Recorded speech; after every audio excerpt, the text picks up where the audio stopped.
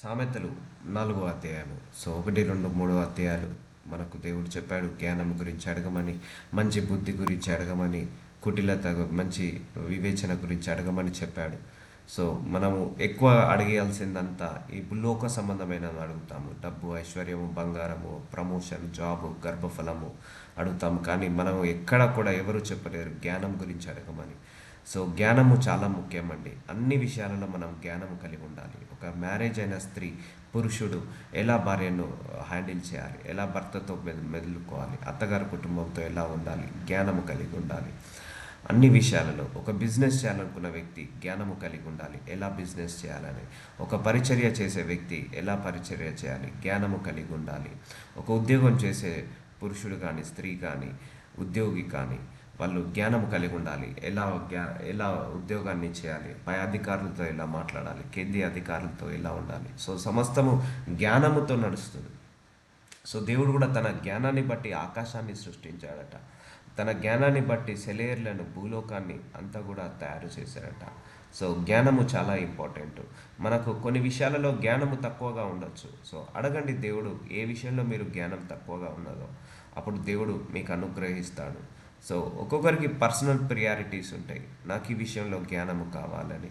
So మీ personal ప్రియారిటీస్ని మీరు fulfil చేసుకోవచ్చు. So దేవుడికి జ్ఞానవంతులుగా ఉండడం అంటే ఇష్టము. సో జ్ఞానముతో నడుచుకోవడం అంటే ఇష్టము. సో మనకు జ్ఞానము లేని వాళ్ళకు జ్ఞానం ఇచ్చువాడు ఆయనే, శక్తి లేని వాడకు శక్తి ఇచ్చువాడు ఆయన్నే. కాబట్టి మనం అడిగేది అన్నీ కూడా కంటికి కనపడే ఆశీర్వాదాలే కాదు, కంటికి కనపడని ఆశీర్వాదాలు కూడా అడగాలి. జ్ఞానము కంటికి కనపడని ఆశీర్వాదము, బుద్ధి వివేచన కంటికి కనపడని ఆశీర్వాదము. సో ఇవన్నీ కూడా మనం అడిగినప్పుడు దేవుడు మనకు అనుగ్రహిస్తాడు. కాబట్టి సామెతలు 4వ అధ్యాయము 1వ వచనంలో దేవుడు ఏమంటున్నా అంటే, కుమారులారా తండ్రి ఉపదేశము వినుడి, మీరు వివేకము నొందునట్లు ఆలకించుడి. చూసారా, వివేకము నొందునట్లు ఆలకించుడి. సో నువ్వు బైబిల్ చదువుతున్నప్పుడు, బైబిల్ ప్రకారంగా నడుస్తున్నప్పుడు నువ్వు దైవ జ్ఞానంతో నిండుకుంటున్నావు. కాబట్టి నువ్వు వివేకము నొందునట్లు అంటే జ్ఞానం కలిగి ప్రవర్తించుడి, అజ్ఞానుల్లాగా ఉండకండి. సో జ్ఞానము కలిగి, వివేకము కలిగి ఆలకించుడి. నేను మీకు సదుపదేశము చేసేదను, నా బోధను త్రోసివేయకుడి. చూసారా, ఈ బైబిల్లో ఉన్న వాక్యాలన్నీ కూడా మంచి ఉపదేశాన్ని చేస్తాయి. నా బోధనను మీరు త్రోసివేయకుడి అంటే పాటించకుండా ఉండకండి, పాటించండి అని అంటున్నాడు. సదుపదేశము అంటే మంచి ఉపదేశాలు. సో ఇవన్నీ కూడా బైబిల్లో ఉన్నవన్నీ కూడా ఎక్కడ ఏ స్కూల్లో చెప్పరు, ఏ కాలేజీలో చెప్పరు, ఏ పేరెంట్స్ కూడా గైడ్ చేయరు. ఎందుకంటే అవన్నీ కూడా తెలియవు. ఇవన్నీ ఆత్మచేత రాయబడిన వాక్యాలు. సో నువ్వు ప్రార్థించాలా, నువ్వు ఈ వాక్యం చదువుకోవాలన్నా, వాక్యం వినాలన్నా, వాక్యం బోధించాలన్నా దేవుడి యొక్క ఆత్మ సహాయం ఉంటేనే ఇవన్నీ అర్థమవుతుంటా ఉంటాయి. కాబట్టి ఈ బైబిల్ గ్రంథము ఎప్పుడైనా కూడా మన హృదయాలను శుద్ధిపరుస్తుంది. ఆయన యొక్క మనస్సు ఏంటిది, ఆయన ఆలోచనలు ఏంటిది. మనం చిన్నప్పటి నుంచి ఇప్పటి వరకు కూడా మనకు నచ్చిన విధానంలో మనం నడిచాము, మనకు ఇష్టం వచ్చినట్టుగా మనం బ్రతికాము. కానీ దేవుడి చిత్తం అది కాదండి. ఆయన చిత్త ప్రకారం మనం బ్రతకడమే, ఆయన చిత్త ప్రకారము ఆలోచించడమే, ఆయన చిత్త ప్రకారము మాట్లాడడమే, ఆయన చిత్త ప్రకారము నేర్చుకొని ముందడికి సాగడమే ఆయన కోరుకునేది. సో మీకు సదుపదేశము చేసేదను, నా బోధను త్రోసివేయకుడి. God ready to give the wisdom. ఆయన మనకు జ్ఞానం ఇవ్వడానికి రెడీగా ఉన్నాడు. ఆ దైవ జ్ఞానాన్ని ఇవ్వడానికి, మనకు మంచి మంచి ఉపదేశాలు ఇవ్వడానికి రెడీగా ఉన్నాడు. మంచి మంచి మాటలు చెప్పడానికి ఆయన రెడీగా ఉన్నాడు. మనము వినాలి. నువ్వెంత వినాలనే ఆసక్తి కలిగి ఉంటావో అంతగా దేవుడు నీకు ఆ వాక్యము వినగలిగే శక్తిని, వాక్యంలో ఉన్న మర్మాలను నీకు బయలుపరుస్తాడు. ఒకటండి, ఈ వాక్యము చాలా లోతైనది. మనము ఒక్కరోజుతో అర్థం చేసుకునేది కాదు. ఒకరోజు చదివి, ఒక సంవత్సరం అంతా చదివి నేర్చుకున్నదంతా కాదు వాక్యము. సో నువ్వు వాక్యము 100 సార్లు చదివితే 100 మర్మాలు అదే వాక్యంలోనే దేవుడు నీకు బయలుపరుస్తాడు. సో కాబట్టి ఆయన ఉపదేశాలను త్రోసివేయకుడి. ఆయన ఉపదేశాలన్నీ కూడా మంచివి, అవన్నీ కూడా తోసివేయకుడి. సో బైబిల్ అదే చెప్తుంది. నువ్వు ఎలా పుట్టావో ఎలా బ్రతకాలి, మనిషిలాగా పుట్టావు, మనిషిలాగా ఎలా బ్రతకాలి అనేది ఈ బైబిల్ చెప్తుంది. మనిషిలాగా ఎలా మరణించాలి, తప్పిపోకుండా ఎలా ఉండాలి, దేవుళ్ళు ఎలా ఉండాలి, వాక్యంలో ఎలా ఉండాలి, ఇరుగు పొరుగు వారితో ఎలా ఉండాలి, ఏం ఆలోచించాలి, ఏం ఆలోచించద్దు, నీ శత్రువులతో ఎలా బిహేవ్ చేయాలి, నీ మంచితనం ఎలా ఉండాలి, నీ చారిటీస్ ఎలా ఉండాలి, అన్నీ కూడా దేవుడు రాసి పెట్టాడండి. ఒక మనిషి పుట్టినప్పటి నుంచి చనిపోయే వరకు ఎన్ని సమస్యలు వస్తాయో అన్ని సమస్యల గురించి దేవుడు బైబిల్లో రాసి పెట్టాడు. వాటిని ఎలా ఎదుర్కోవాలో కూడా దేవుడు బైబిల్లో రాసి పెట్టాడు. ప్రతి దానికి సొల్యూషన్ పెట్టాడు దేవుడు బైబిల్లో. సో మనం చదువుకున్నప్పుడు మనము బ్లెస్ అవుతాము. సో త్రోసివేయకంటున్నాడు. నా వాక్యాలను ఎప్పుడు కూడా మీరు మర్చిపోవద్దు, త్రోసివేయద్దు, ఫాలో కాకుండా ఉండొద్దు. నా తండ్రికి నేను కుమారుడుగా నుంటిని, నా తల్లి దృష్టికి నేను సుకుమారుడనై ఏక కుమారుడనై ఉంటిని, అయినా నాకు బోధించుచు నాతో ఇట్లా నేను. సో మనందరం కూడా మన పరలోకపు తండ్రికి ఏకైక కుమారులు లాంటి వాళ్ళం. అంటే అందరం కూడా స్పెషాలిటీ, మనందరం కూడా గుర్తుపెట్టుకోండి. దేవుడి దృష్టికి మనందరం విలువైన వాళ్ళమే. ఏ ఒక్కరు కూడా తక్కువ కాదు, ఏ ఒక్కరు కూడా ఎక్కువ కాదు.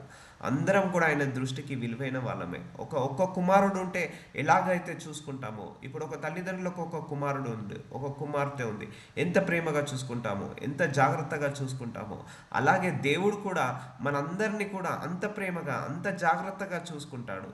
సో మనందరం కూడా ఏక కుమారుడనై ఉంటిని. సో మనందరం కూడా ఆయనకు ఒక్కగానొక్క కుమారుడు. అంటే everybody special in sight of God. నేను ఎక్కువ, మీరు తక్కువ, మీరు ఎక్కువ, నేను తక్కువ, అలా కాదు. దేవుడి దృష్టికి అందరము సమానమే. ఆయన కృప అందరి మీద సమానంగా ఉంటుంది. ఆయన నాకు బోధించుచు నాతో ఇట్లా నేను, నీ హృదయం పట్టుదలతో నా మాటలను పట్టుకున్న నిమ్ము.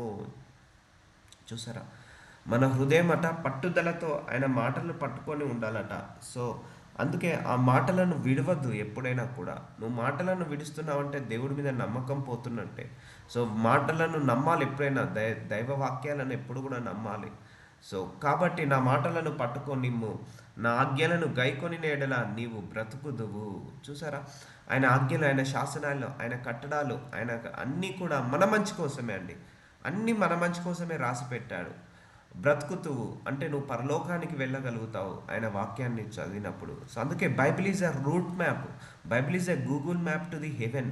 నువ్వు హెవెన్కి వెళ్ళడానికి బైబిల్ అనేది, నువ్వు హెవెన్ వెళ్ళడానికి బైబిల్ అనేది ఒక గూగుల్ మ్యాప్ లాగా పనిచేస్తుంది, ఒక హైవే రూట్ లాగా పనిచేస్తుంది. కాబట్టి ఈ మాటలు మనము చదువుకోవాలి, ప్రతిరోజు చదువుకొని వాటి ప్రకారం నడుచుకోవాలి. హృదయము పట్టుదలతో నా మాటలను పట్టుకొని, పట్టుదలతో చదవాలి, వినాలి, పట్టుదలతో వినాలి వాక్యము. నా మాటలను పట్టుకొని నిమ్ము, నా ఆజ్ఞలను గైకొని నేడల నీవు బ్రతుకుదువు. So sincerity, when you are showing sincere towards to God, when listening word of God, so God will bless you. So నేను చెప్తున్నాను కదా, వాక్యం నువ్వు ఎంత ఎక్కువగా వింటావో దేవుడు నిన్ను అంత ఎక్కువగా బ్లెస్ చేస్తాడండి. వాక్యం వినడం మాత్రమే కాదు, వాక్యానుసారంగా నువ్వు ఎలాగైతే నడుస్తావో, వాక్యానుసారంగా ఎంతగా నడుస్తావో దేవుడు నిన్ను అంతగా ఆశీర్వదిస్తాడు. సో అందులో మీరు కూడా ఉన్నారు. ఇప్పుడు 3 సంవత్సరాల నుంచి దేవుడు ఈ వాక్యానుసారం అందరినీ కడుగుతున్నాడు. సో వాక్యాన్ని వినిపించి మీకు అందరికీ కూడా విశ్వాసంలో వెదిగేలాగా చేసి ఒక ఆశీర్వాదాలను ఇస్తున్నాడు. సో కాబట్టి మనం బ్రతుకుతాము. ఇవన్నీ కూడా నరకానికి వెళ్లకుండా పరలోకానికి మార్చేలాగా చేస్తాయి ఈ యొక్క బైబిల్లో ఉన్న మర్మాలు తెలుసుకున్నప్పుడు, బైబిల్లో ఉన్న వాక్యాలను తెలుసుకొని బైబిల్ ప్రకారం నడిచినప్పుడు నీ యొక్క బ్రతుకు మారిపోతుంటుంది. పాజిటివ్ మైండ్ సెట్ వస్తుంది, positive speaking, positive thoughts, positive way of thinking. So ఇవన్నీ కూడా వస్తుంటా ఉంటాయి బైబిల్ ప్రకారం నడిచినప్పుడు. సో అందుకే లోకం వేరు, మనం వేరండి. లోకంతో మనం ఎప్పుడు కూడా మనం కంపేర్ చేసుకోవద్దు, లోకంలో ఎప్పుడు కూడా మనం కలవద్దు. లోకంతో కలిసినావంటే నువ్వు ఆశీర్వాదము పొందుకోలేవు. అంటే దేవుడితో గడపడమే ఒక గొప్ప ఆశీర్వాదము, ఆయన మాటలు తెలుసుకోవడమే ఒక ఆశీర్వాదం. ప్రతిరోజు ఇలా గంట సేపు గడుపుతున్నాం చూసావా, ఇది కూడా గొప్ప ఆశీర్వాదమే. ఆయన పట్టుదలతో నా మాటలను పట్టుకోనిమ్ము, నా ఆజ్ఞలను గైకొని నేడలు నీవు బ్రతుకుదువు. సో కష్టం వచ్చినప్పుడు మనం వాక్యం నుంచి తొలగొద్దు. నేను చాలా సందర్భాల్లో చెప్పాను, మీ ఆలోచనలు కూడా మారాలి. చాలామంది మార్చుకున్నారు, సాక్ష్యం ఇస్తున్నారు. మీరు మాట తీరు కూడా మారాలి. అందరు సాక్ష్యాలు కూడా ఇస్తున్నారు, మేము మార్చుకుంటున్నాం బ్రదర్ మీరు చెప్పిన వాక్య ప్రకారం. చాలామంది కూడా బయట కూడా, నేను చాలామందికి బైబిల్ ప్రీచింగ్కి వెళ్ళినప్పుడు మాకు బాగా నచ్చుతున్నాయి మీ వాక్యాలు, మేము మార్చుకుంటున్నాము, మా ప్రవర్తన ఇంత ఘోరంగా ఉందా దేవుడి ముందు, మా ప్రవర్తన మార్చుకుంటున్నామని చాలామంది కూడా మార్చుకుంటున్నారు. సో దాన్ని ఏం చేయడం, పట్టుదలతో నా మాటలు పట్టుకుంటున్నారు. సో వాళ్ళు ఆ మాటలన్నిటిని కూడా పట్టుకొని ఉంటున్నారు. సో పట్టుకోవాలి మనం. వర్డ్ ఆఫ్ గాడ్ ఎప్పుడు వదిలేదు. కష్టం వచ్చినా నష్టం వచ్చినా వద్దు. దేవుడు వాక్యం ద్వారా మాట్లాడాడు, బూతులు మాట్లాడద్దు, తిట్లు తిట్టద్దు. సో నేను మాట్లాడను, తిట్లు తిట్టను. సో అలా పట్టుకొనే ఉండాలి వాక్యాన్ని, అలా వాక్యాన్ని పట్టుకొని ఉండాలి. వద్దు, పరాయి స్త్రీని, పరాయి పురుషుడిని చూడొద్దని చెప్పాడు దేవుడు, నేను చూడను, అలాగే పట్టుకొని ఉండాలి ఆ వాక్యాన్ని. వద్దు, ఇతరులను నేను ఆశించొద్దని చెప్పాడు దేవుడు. నేను ఇంకా అసలు ఆశించను, అలాగే పట్టుకొని ఉండాలి, పట్టుదలతో ఈ వాక్యాన్ని పట్టుకొని ఉండు, అప్పుడు నువ్వు బ్రతుకుదువు అని అంటున్నాడు దేవుడు. జ్ఞానము సంపాదించుకొనము, బుద్ధి సంపాదించుకొనము. సో చూసారా, మళ్ళీ దేవుడు ప్రస్తావిస్తున్నాడు జ్ఞానమును బుద్ధిని ఆస్తిపాస్తులను కాదు, ఫస్ట్ జ్ఞానాన్ని సంపాదించుకో. ఒకటండి, మనం జ్ఞానం సంపాదించుకున్నాం అనుకో ఆస్తిపాస్తులను ఈజీగా సంపాదించుకోగలుగుతాము. అదే జ్ఞానము లేదనుకో నువ్వు డబ్బు సంపాదించలేవు, జ్ఞానం లేదనుకో ఉద్యోగం చేయలేవు, జ్ఞానం లేదంటే మనం బిజినెస్ చేయలేము, జ్ఞానం లేదంటే నేను కూడా ఈ వాక్యాన్ని బోధించలేను, జ్ఞానం లేదంటే మనం సంఘాన్ని నడపలేము, జ్ఞానము లేదంటే మనం కుటుంబాన్ని కట్టుకోలేము. సో అన్నిటికీ మనకు జ్ఞానమే మూలము. జ్ఞానము బుద్ధిని సంపాదించుకోనము. ఎందుకు మంచి బుద్ధి కలిగి ఉండాలంటే మన బ్రతుకు ఎప్పుడైనా మన బుద్ధి మీద ఆధారపడి ఉంటుందండి. మనం నారో మైండెడ్గా ఆలోచిస్తే మన లైఫ్ కూడా నారో మైండెడ్గా ఉంటుంది. మన బుద్ధిని బట్టి మన బ్రతుకుంటుందని నేను చాలాసార్లు చెప్పాను. మన ఆలోచనలను బట్టి, మన బుద్ధిని బట్టి, మన మనస్సును బట్టి, మన మనస్తత్వాన్ని బట్టి, మన యొక్క క్రియలను బట్టి మన లైఫ్ ఉంటుంది. ఇందులో దేవుడు చేసింది ఏం లేదు, మనం చేసేది ఏం లేదు. మన మనస్తత్వం బట్టే మనకు నడుస్తుంటుంటుంది. కాబట్టి always be positive mind set కలిగి ఉండాలి. సో నెగిటివ్ అనేది మనం ఎప్పుడు కూడా అలో చేయొద్దు. ఒక మనిషి గురించి నెగిటివ్గా ఆలోచించద్దు, ఒక మనిషి గురించి నెగిటివ్గా అనుకోవద్దు, ఒక పరిస్థితి గురించి కూడా నువ్వు నెగిటివ్గా అనుకోవద్దు. ఏది జరిగినా నీ మంచిగా అనుకొని పాజిటివ్గా ముందడికి వెళ్ళిపో. నీ గురించి చెడుగా మాట్లాడుతున్నాడు, అయినా నువ్వు పాజిటివ్గా తీసుకొని ముందడికి వెళ్ళిపో, అది నీ మేలుకే అనుకో. ఒక కష్టం వచ్చింది, అయినా నువ్వు పాజిటివ్గా తీసుకో, ఈ కష్టం నుంచి దేవుడు గొప్ప మహిమను తీయబోతున్నాడు, గొప్ప అద్భుతాన్ని చేయబోతున్నాడు అని పాజిటివ్గా తీసుకొని ముందడికి వెళ్ళిపో. సో అది జ్ఞానం కలిగి ఉన్న వాళ్ళు. బుద్ధి సంపాదించుకోనము, నా నోటి మాటలను మరవకుము, వాటి నుండి తొలగిపోకుము. చూసారా, ఈ వాక్యం నుంచి మర్చిపోవద్దండి. దేవుడు ప్రవక్తల ద్వారా, పాస్టర్ల ద్వారా, మ్యాన్ ఆఫ్ గాడ్స్ ద్వారా, సర్వెంట్ ఆఫ్ గాడ్స్ ద్వారా, దైవజనుల ద్వారా ఎన్నో వాక్యాలు మాట్లాడుతుంటా అంటారు. కాబట్టి ఆ నోటి మాటలను మరవద్దు ఎప్పుడైనా కూడా, వాటి నుండి తొలగిపోకము. వాక్యం వినడం మాత్రమే కాదు, వాక్యానుసారంగా నడవాలి. వాక్యానుసారంగా నడవడానికి మనం చాలా స్ట్రిక్ట్గా ఉండాలి. స్ట్రిక్ట్గా ఉంటేనే నడుస్తుందండి. వాక్యానుసారంగా బ్రతకాలంటే స్ట్రిక్ట్గా ఉండాలి. స్ట్రిక్ట్గా ఉంటేనే మనం వాక్యానుసారంగా బ్రతకగలుగుతాము, లేకపోతే తొందరగా తొలగిపోగలుగుతాము. సో తొలగిపోవద్దు అంటున్నాడు దేవుడు. నా నోటి మాటల నుండి మీరు తొలగిపోవద్దు, మర్చిపోవద్దు అని అంటున్నాడు. జ్ఞానము విడవక ఉండిన ఎడల, సో విడవద్దు, విజ్డమ్ని విడవద్దు. పట్టుదలతో ప్రార్థించండి. అందరూ కూడా జ్ఞానము కావాలి. అయ్యా మీరు నాకు ఏ జ్ఞానం ఇవ్వాలనుకుంటున్నారో ఆ జ్ఞానాన్ని ప్రసాదించండి. ఇప్పుడు చూడండి, యోసేపుకు ఒకటే ఒక వరం ఉంది. ఏది? కళలకు ఇంటర్ప్రిటేషన్ ఆఫ్ డ్రీమ్స్, అంటే కళల భావము చెప్పే వరం. ఆ ఒక్క వరంతో దేశ ప్రధాని అయిపోయాడు యోసేపు. సో అలాగే నువ్వు కూడా ఒక్క జ్ఞానం అడుగు, ఒక్క విషయంలో జ్ఞానం అడుగు. ఆ ఒక్క జ్ఞానాన్ని బట్టి మేబీ నువ్వు కూడా మంచి అద్భుతము చేయొచ్చు, లేకపోతే నీకు కూడా మంచి సంపాదించుకునే శక్తి కావచ్చు. ఒక బిజినెస్ చేయమని అడగండి, దేవుని జ్ఞానం అడగండి. ఒక స్కూల్ పెట్టాలని జ్ఞానం అడగండి, ఒక హాస్పిటల్స్ కట్టాలని జ్ఞానం అడగండి, వాటికి కావాల్సిన డబ్బుని ఇవ్వమని అడగండి. సో దేవుడు తప్పకుండా అనుగ్రహిస్తాడు. సో దేవుడు ఎవరిని కూడా గద్దించడమ్మా, జ్ఞానం విషయంలో ఎవరు గద్దించాడు.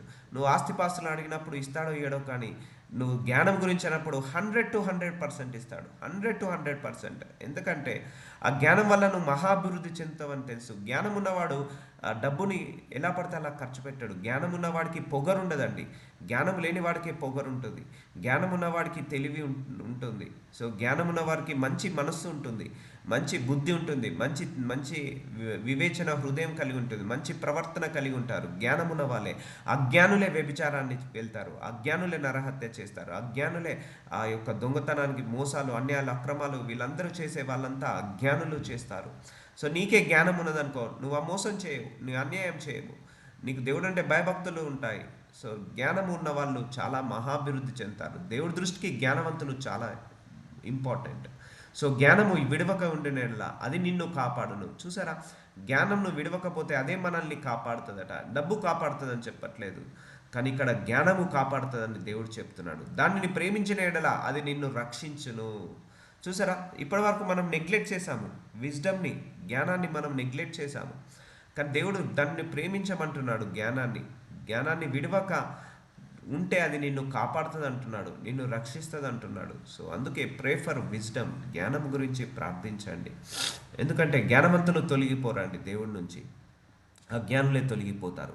కష్టం వచ్చినప్పుడు జ్ఞానవంతుడు నిలబడతాడు, కష్టం వచ్చినాడు అజ్ఞానుడు తొలగిపోతాడు. సో ఈ మోసాలు, ఈ అన్యాయాలు, అక్రమాలు, దొంగతనాలు వీళ్ళంతా అజ్ఞానులే చేస్తున్నారు. జ్ఞానులు ఎప్పుడైనా కూడా న్యాయంగా సంపాదించాలి, ఒక బిజినెస్ పెట్టి సంపాదించాలి, లేకపోతే ఒక హాస్టల్ కట్టాలి, లేకపోతే ఒక హాస్పిటల్ కట్టాలి, లేకపోతే ఒక స్కూల్ కట్టాలి. ఇలా జ్ఞానంతో వాళ్ళు ప్రవర్తిస్తుంటా అంటారు, వాళ్ళు డబ్బు సంపాదించుకుంటా అంటారు. సో కాబట్టి జ్ఞానమును విడిచిపెడితే అది నిన్ను కాపాడదట, జ్ఞానమును విడిచిపెట్టక ఉంటే అది నిన్ను కాపాడుతుందట, ప్రేమించిన యెడల అది నిన్ను రక్షిస్తుందట. జ్ఞానము సంపాదించుకుంటే జ్ఞానమునకు ముఖ్యాంశమట. చూసారా, జ్ఞానమునను సంపాదించుకోవటమే మూలము జ్ఞానమేనట. So first priority you need to ask God for wisdom instead of asking for job, instead of asking for money, instead of asking for promotion, instead of asking for properties, you can ask God for wisdom.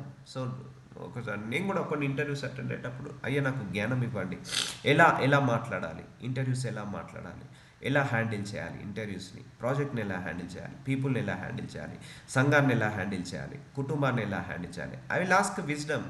చూడండి, నా దినచర్య ప్రతిరోజు బిజీగా ఉంటుంది. ఇటు office పని, పరిచర్య అని, లేకపోతే కుటుంబం అని, ఇంకా చాలా చాలా పనుల మీద ఉంటుంది. సో వీటన్నిటిని కూడా నేను హ్యాండిల్ చేయాలి, దేన్ని వదిలేసేది కాదు, అన్ని విషయాల్లో కూడా జ్ఞానముతో ప్రవర్తించాలి. సో కాబట్టి నేను దేవుని జ్ఞానం అడిగినప్పుడు అన్నిటినీ హ్యాండిల్ చేయగలిగే శక్తి సామర్థ్యాన్ని ఇచ్చాడు. సో జ్ఞానాన్ని సంపాదించుకుంటే జ్ఞానమునకు ముఖ్యాంశము. నీ సంపాదన అంత ఇచ్చు, బుద్ధి సంపాదించుకోనము. చూసారా, God is giving the priority. ఇంత ప్రియారిటీ ఇస్తున్నాడు ఎందుకు? జ్ఞానానికి. సో ఎందుకంటే అదే నిన్ను కాపాడుతుంది. నువ్వు డబ్బు సంపాదించినట్టు జ్ఞానాన్ని సంపాదించుకో, అలాగే నీ సంపాదన అంతా ఇచ్చి కూడా బుద్ధిని సంపాదించుకో అంటున్నాడు. ఎందుకంటే బుద్ధి ద్వారానే నీ యొక్క సంపాదనను అభివృద్ధి పరచుకోవచ్చు. బుద్ధి ద్వారానే నీ యొక్క ఆస్తిపాస్తులను అభివృద్ధి పరచుకోవచ్చు, జ్ఞానము ద్వారా. సో చూడండి, 1వ అధ్యాయం, 2వ అధ్యాయం, 3వ అధ్యాయం, 4వ అధ్యాయంలో కూడా దేవుడు ఏం పెట్టాడు? జ్ఞానము గురించి మాట్లాడుతున్నాడు. ఇన్ని అధ్యాయాలలో జ్ఞానం గురించి మాట్లాడాడంటే ఇది చాలా విలువైనది, ఇది చాలా ప్రాముఖ్యమైనది మనిషి జీవితానికి. చాలా చాలా ఇంపార్టెంట్, వెరీ వెరీ ఇంపార్టెంట్ లాగా తీసుకుందాము. ఈరోజు నుంచి జ్ఞానం గురించి ఇంకా అత్యధికంగా ప్రార్థిస్తాము. దాన్ని గొప్ప చేసిన యెడల అది నిన్ను హెచ్చించును. చూసారా, నువ్వు జ్ఞానంలో అభివృద్ధి చెందుతున్నావు, సో అది నిన్ను హెచ్చిస్తుందట. అవును, నిజమే కదా. ఇప్పుడు చూడండి, మీరు కావాలంటే గొప్ప గొప్ప ధనవంతులు కావచ్చు, గొప్ప గొప్ప కోటీశ్వరులు కావచ్చు, గొప్ప గొప్ప వాళ్ళందరూ కూడా వాళ్ళు మాట్లాడే మాటల్లో జ్ఞానం ఉంటుంది. ఎలా పడితే వాళ్ళు మాట్లాడారు, ఎలా పడితే వాళ్ళు అలా ఆలోచించారు, చాలా మెచ్యూర్గా ఆలోచిస్తారు, చాలా వైస్ మ్యాన్గా మాట్లాడుతుంటా అంటారు, చాలా పాజిటివ్గా ఉంటుంటా అంటారు. నేను చాలామందిని క్లోజ్గా చూసుకుంటూ పెరిగాను చిన్నప్పటి నుంచి. సెలబ్రిటీస్ని కావచ్చు, లేకపోతే రాజకీయ నాయకులను కావచ్చు, చాలా క్లోజ్గా చూసుకుంటూ పెరిగాను. సో వాళ్ళు మాట్లాడే మాటలు, వాళ్ళు ఆలోచించే విధానము ఎంటైర్లీ డిఫరెంట్గా ఉంటుంది. అందుకే నువ్వు కూడా దాన్ని గొప్ప చేసినట్లా, నువ్వు జ్ఞానాన్ని ఫస్ట్ ప్రియారిటీ ఇచ్చినప్పుడు అది నిన్ను హెచ్చించును, దానిని కౌగిలించిన యెడల అది నీకు ఘనతను తీర్చును. చూడండి, ఇప్పుడు మంచి మంచి పేరున్న వాళ్ళు, దైవజనులైనా కావచ్చు, రాజకీయ నాయకులైనా కావచ్చు, లేకపోతే సెలబ్రిటీస్ కావచ్చు, ధనవంతులు, కోటీశ్వరులు కూడా, వాళ్ళంతా జ్ఞానం ఉన్న వాళ్ళే అండి. ఎవరైనా ఉన్నారా ఈయన అజ్ఞాని, తెలివి కల్లవాడు, తెలివి తక్కువవాడు అనేది? ఎవరూ లేరు, అందరూ జ్ఞానవంతులే. సో వాళ్ళందరూ కూడా గొప్ప వాళ్ళు అవుతారు, అది నీకు ఘనతను తెచ్చును. సో సైంటిస్టులు, వాళ్ళకున్న విజ్డమ్ వేరు, మళ్ళా వాళ్ళకు మంచి ఘనతను, పేరును వచ్చాయి. రాజకీయ నాయకులు మంచి పేరు, ఘనత, వాళ్ళే మంచి పొలిటీషియన్ అండి, వాళ్ళు మంచిగా ఆలోచిస్తాడు, మంచిగా నడిపిస్తాడు. సో మంచి మంచి బిజినెస్ మ్యాగ్నెట్ అండి. So for example Ratan Tata, so very big business magnet. Ambani business, వీళ్ళందరూ తెలివి జ్ఞానంతో వాళ్ళు సంపాదించుకుంటున్నారు డబ్బులు. సో కాబట్టి ఘనతను తెచ్చును అంటే మంచి పేరును తీసుకురావాలనేది కూడా జ్ఞానముతో ఉన్న వాళ్ళే. ఇప్పుడు స్కూల్లో వెళ్తున్న విద్యార్థి ఫెయిల్ అయిన వాడికి మంచి పేరు వస్తుందా? పాస్ అయిన వాడికి, ఫస్ట్ క్లాస్లో వచ్చే వారికి మంచి పేరు వస్తుందా? ఫస్ట్ క్లాస్లో వచ్చే వాళ్ళకే మంచి పేరు వస్తుంది. సో వాళ్ళు ఎలా ఉంటారు? విజ్డమ్గా ఉంటారు. వాళ్ళు ఎప్పుడు చదువుకోవాలి, ఎంతసేపు చదువుకోవాలి, ఇంటికి వచ్చాక ఎలా హోంవర్క్ చేయాలి, ఇవన్నీ కూడా వాళ్ళు జ్ఞానముతో నడుచుకుంటారు. అదే ఫెయిల్ అయ్యే వ్యక్తి ఏం పట్టించుకోడు.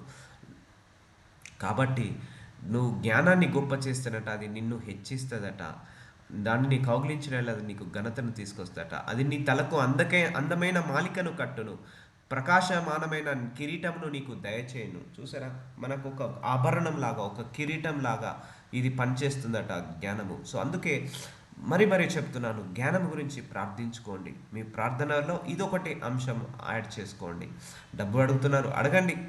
I will never ask you to stop. Asking for money అని ఎప్పుడు కూడా అడగను నేను. సో ఆపమని అడగను. మీరు పర్సనల్ ప్రేయర్లో ఒకటి ఇంక్లూడ్ చేసుకోవాలి ఎప్పుడైనా కూడా. జ్ఞానం గురించి కూడా ఇంక్లూడ్ చేసుకోండి. ఆయన ఏ జ్ఞానం ఇవ్వాలనుకుంటున్నాడో ఆ జ్ఞానం ఇచ్చేస్తాడు నీకు.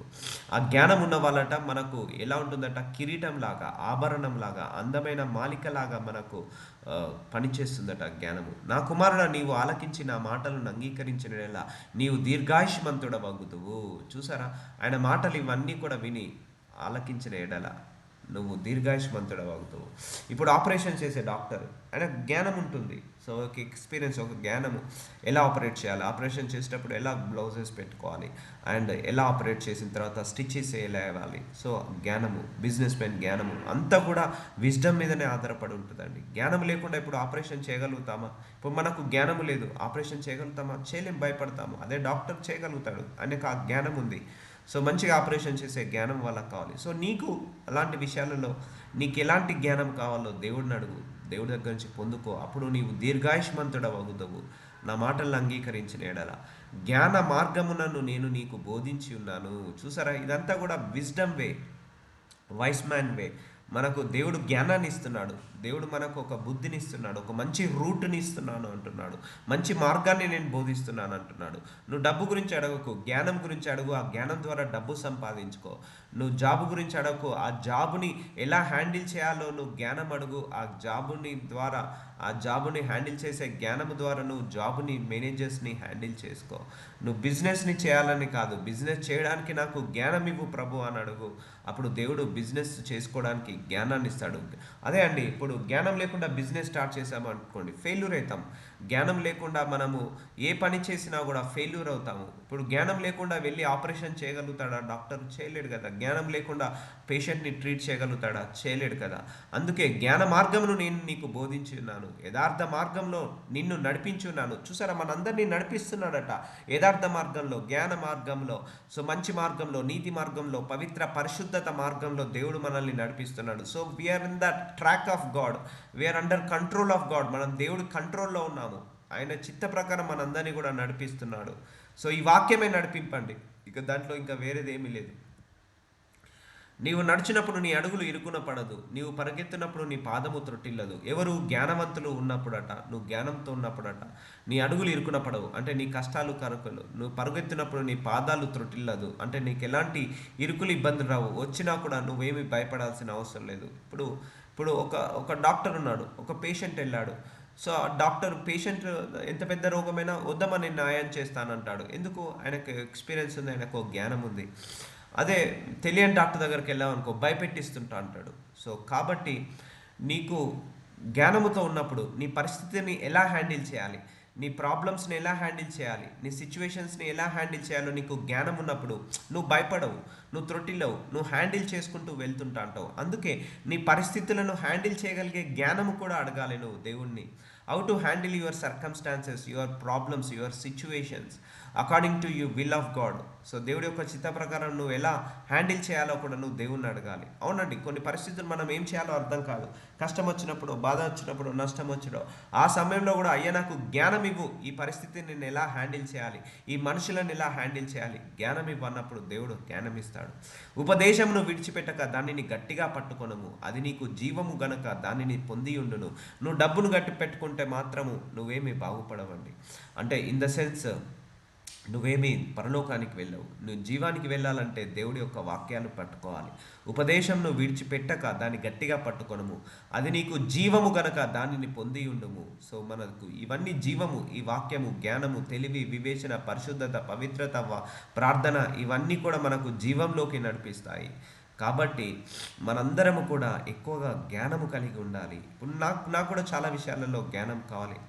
నేను అడుగుతాను దేవుణ్ణి, ఐ నీడ్ విజ్డమ్. నా పిల్లల్ని ఎలా పెంచాలి ప్రభు, నీ చిత్త ప్రకారం, నీ చిత్త ప్రకారం సంఘాన్ని ఎలా నడిపించాలి ప్రభు, అలాగే నీ చిత్త ప్రకారం నేను ఎలా ఉద్యోగం చేయాలి, ఎలా బ్రతకాలి, జ్ఞానం ఇవ్వు, జ్ఞానం ఇవ్వు. సో అప్పుడు దేవుడు జ్ఞానం ఇస్తున్నాడు. భక్తిహీనుల త్రోవను చేరకము, దుష్టుల మార్గమును నడవకము. సో ఇదే జ్ఞానము. జ్ఞానవంతులు ఎప్పుడైనా కూడా చెడ్డవాళ్ళతో స్నేహం చేయరు. సో భక్తిహీనులతో త్రోవను చేరకము. సో వాళ్ళు మోసం చేస్తున్నారు, అన్యాయాలు చేస్తున్నారు, అక్రమాలు చేస్తున్నారు, నేను చేయాలి, డబ్బు సంపాదించాలి, no no no no no no, అలాంటి మార్గంలో నువ్వు నడవకు. మంచి ఎప్పటికైనా మంచే, చెడు ఎప్పటికైనా చెడే. మంచి చేసావనుకో, ఈరోజు ఒక మంచి కార్యం చేసావమ్మా, 10 సంవత్సరాలకైనా తిరిగి వస్తుంది.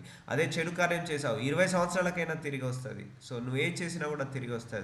కాబట్టి చెడు ఎప్పటికైనా చెడే, అదటి గుర్తుపెట్టుకోండి. దుష్టుల మార్గంను నడవకుము, దాని అందు ప్రవేశింపక తప్పించుకొని తిరుగుము, దాని నుండి తొలగి సాగిపోము. సో చూసారా, చెడ్డవారితో స్నేహం చేయడం, చెడ్డవారితో సహవాసం చేయడం, చెడు క్రియలు చేయడం, మోసము, అన్యాయాలు, అక్రమాలు, నేరాలు, దొంగతనాలు, లంచము, వ్యభిచారము, నరహత్య, ఇవన్నీ దేవుడికి నచ్చవు. వీటిని ఎప్పుడైనా విసర్జించాలి, వీటికి దూరం ఉండాలి. అలా చేసే వాళ్ళతోటి కూడా నువ్వు దూరంగా ఉండాలి. ఎందుకంటే ఒక మంచివాడు 10 మంది మంచి వాళ్ళను తయారు చేస్తాడో లేదో తెలియదు, కానీ ఒక చెడ్డవాడు మాత్రం ఒక 100 మంది చెడ్డ వాళ్ళను ఈజీగా తయారు చేయగలుగుతాడు. ఎందుకంటే పాజిటివ్ అంటే నెగిటివ్ మనుషులకు తొందరగా ఎక్కుతుంది, తొందరగా టెంప్ట్ అవుతుంటా అంటారు, తొందరగా ఎక్స్పోజ్ అవుతుంటుంది నెగిటివ్.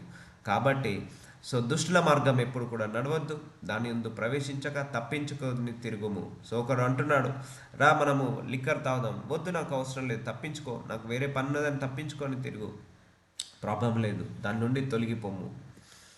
అట్టివాడు కీడు చేయున్నది నిద్రింపరు, ఎదుటి వారిని పడద్రోయినది వారికి నిద్ర రాదు. చూసారా, అందరూ అనుకుంటారు, అరే వీళ్ళు 2 అంతస్తులు 3 అంతస్తులు బిల్డింగ్ కట్టారు, అన్యాయాలు చేసి మోసాలు చేసి, బట్ అలాంటి వాడికట నిద్ర ఉండదట.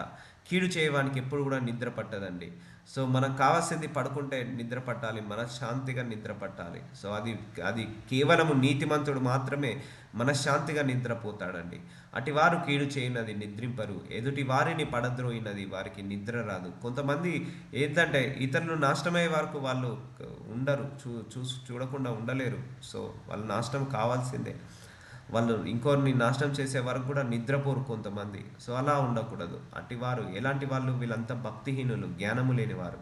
కీడు చేత దొరికిన దానిని వారు భుజింతురు, బలాత్కారం చేత దొరికిన ద్రాక్షారసమును త్రాగుతురు. సో ఇవన్నీ కూడా అనారోగ్య పాలు చేస్తాయండి. నువ్వు కష్టపడకుండా ఏది రాదండి, కష్టపడ్డ తర్వాత వచ్చేదే మనకు నిజమైన ఆశీర్వాదము. కొంతమంది షార్ట్కట్లో మనీ సంపాదించాలని స్కాములు చేయాలని, అవి చేయాలని, ఇవి చేయాలని, సో డబల్ డోర్ ఫ్రిడ్జ్ని, త్రిబుల్ డోర్ ఫ్రిడ్జ్ని అండ్ 3 BHK 4 BHK విల్లాలు, అన్ని అక్రమాలు, మోసాలు చేసి వీళ్ళు కొంటారు. కానీ వాళ్ళు సరిగా నిద్రపోరు, సరిగా తిన్నది కూడా ఆశీర్వాదంగా ఉండదు.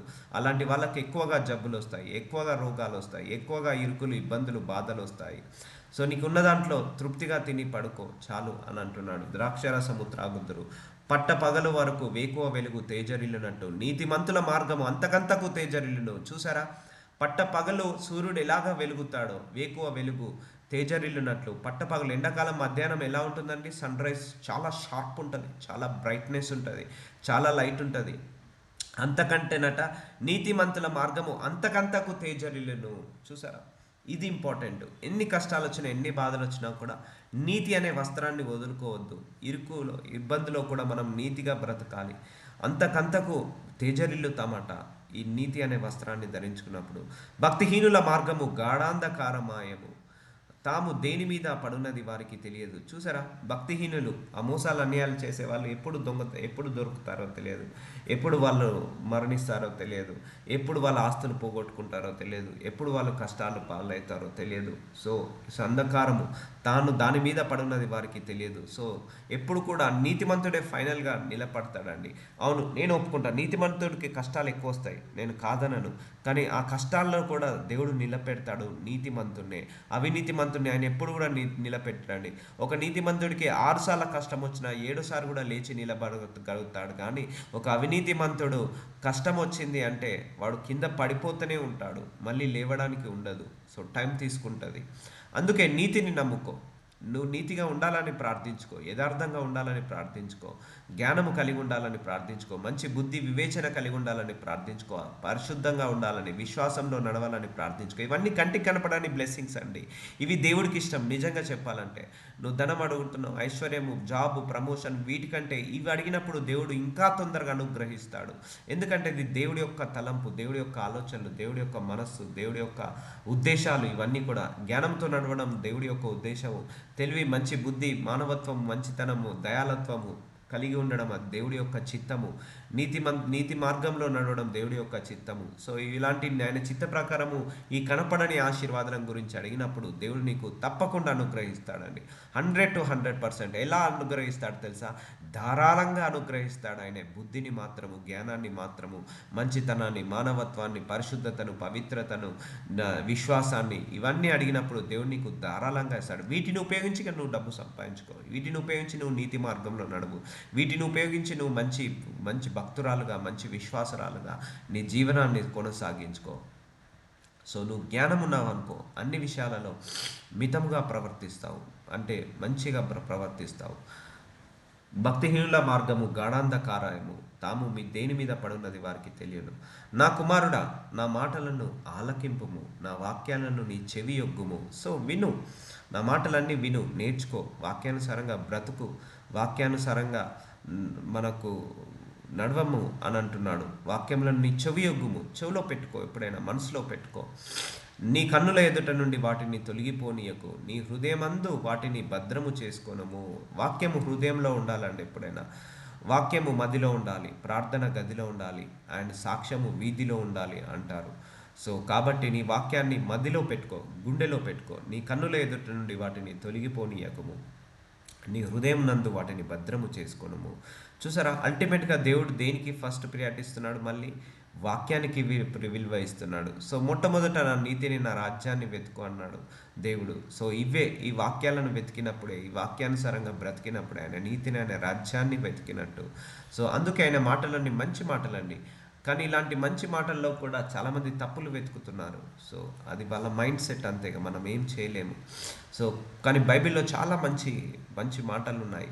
చాలా మార్చుకున్నాను నేనైతే చాలా మారిపోయాను. బైబిల్ చదవకముందు, బైబిల్ చదివిన తర్వాత చాలా నేర్చుకున్నాను, శుద్ధీకరించబడ్డాను. సో ఒకప్పుడు ఎలా ఉండేది, ఇప్పుడు ఎలా ఉన్నాను, ఒకప్పుడు ఎలా ఆలోచించేది, ఇప్పుడు ఎలా ఆలోచించాలి. ఓకే, ఇలా ఆలోచించడం దేవుడి చిత్తం కాదు. ఇన్ని రోజుల ప్రకారం మనం దేవుడికి విరుద్ధంగా ఆలోచించాము, ప్రవర్తించామా, ఎందుకు? సో వాక్యం తెలియదు కాబట్టి. ఓకే, వాక్యం తెలిసింది, సో వాక్యానుసారంగా బ్రతుకుదాము. సో అందుకే లివ్ పాస్ట్, మీ గతాన్ని మర్చిపోనిగా. ఇప్పటి నుంచి అయినా కూడా ప్రతిదీ కూడా ఇక దేవుడి మహిమ కోసమే చేయి. అంటే దేవుడి కోసం బ్రతుకు, దేవుడి మహిమ కోసం బ్రతుకు, దేవుడి యొక్క వాక్యాన్ని ఫుల్ఫిల్ చేయాలని బ్రతుకు.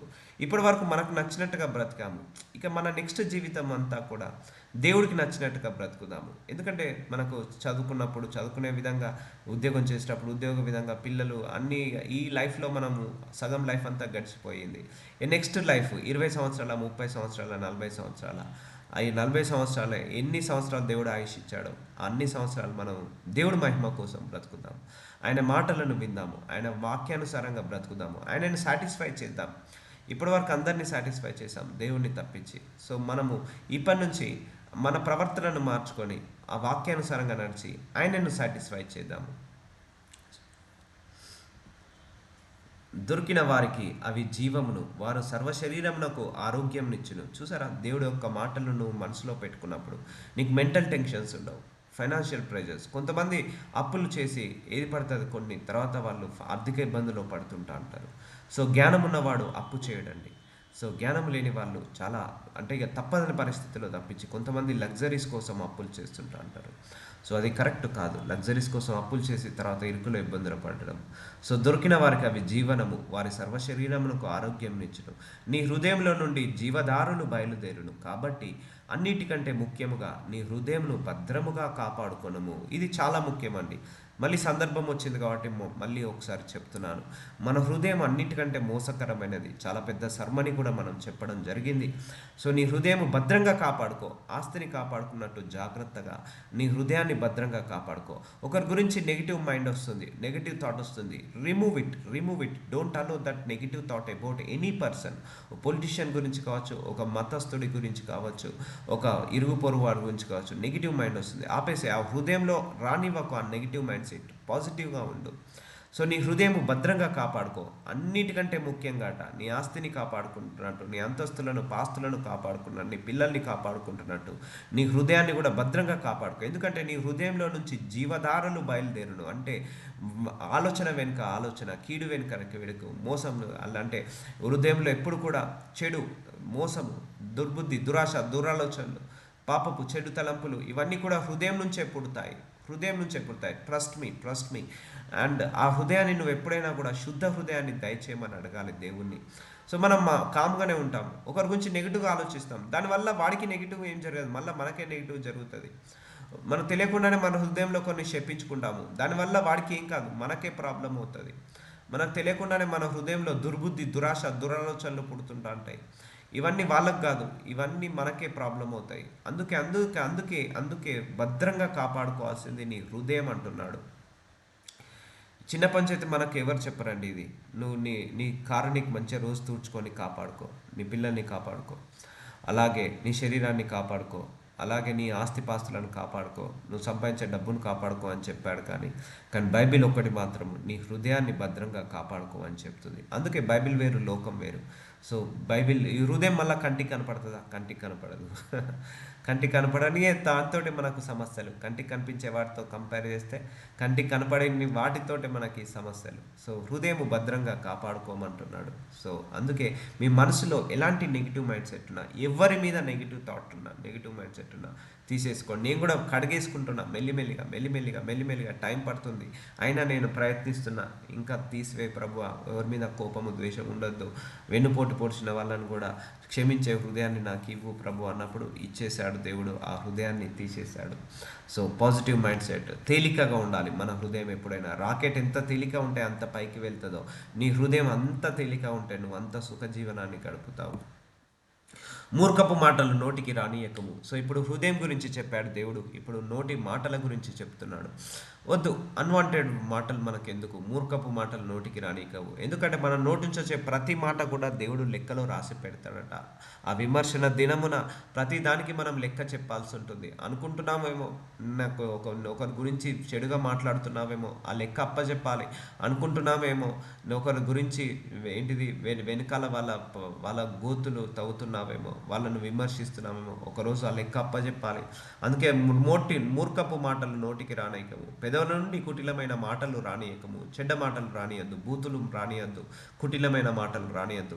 నీ కన్నులు అటు ఇటు చూడక సరిగాను, నీ కనురెప్పలు నీ ముందర సూటిగాను చూడవలేను. సో ఇప్పుడు ఏం చెప్తున్నాడు? నోరు అయిపోయింది, ఇప్పుడు కన్నుల గురించి చెప్తున్నాడు. సో చూడకూడనిది నువ్వు చూడకూడదు. ఒక పరాయి స్త్రీ, పరాయి పురుషుడు రోజు మించి నడుచుకుంటూ వెళ్తున్నాడు, వద్దు, you should not see that. Unwanted posters ఉన్నాయి రోడ్ల మీద, అన్క్లీన్ పోస్టర్స్ చూడకు.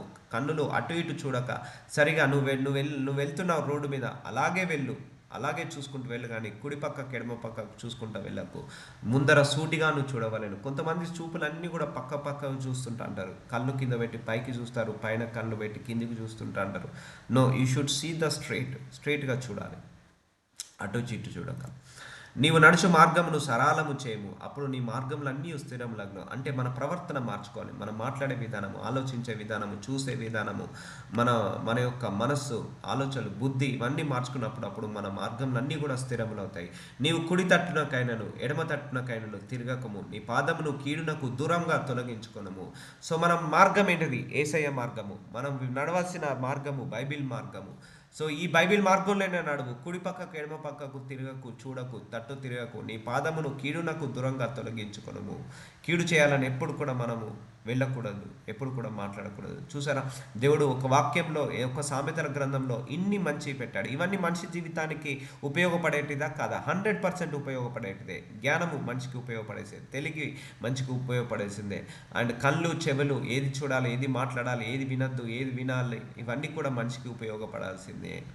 సో కాబట్టి సామెతలు మంచి బుక్ అండి. మహాపరిశుద్ధుడా, ప్రేమ కలిగిన నా తండ్రి, సామెతలు 4వ అధ్యాయం ద్వారా మాట్లాడి మా అందరినీ కూడా దర్శించావు తండ్రి. ఈ వాక్యం ద్వారా మమ్మల్ని స్థిరపరచావు, బలపరచావు తండ్రి. Thank you so much for this word of God my lord. మంచిగా ఎలా బ్రతకాలో మాకు మళ్ళీ ఒకసారి దయచేసి ఈ వాక్యం ద్వారా మా హృదయాన్ని శుద్ధి చేసినందుకు శతకోటి వందనాలు, శతకోటి స్తోత్రాలు, శతకోటి కృతజ్ఞతలు చెల్లిస్తున్నాను తండ్రి. ఆమేన్.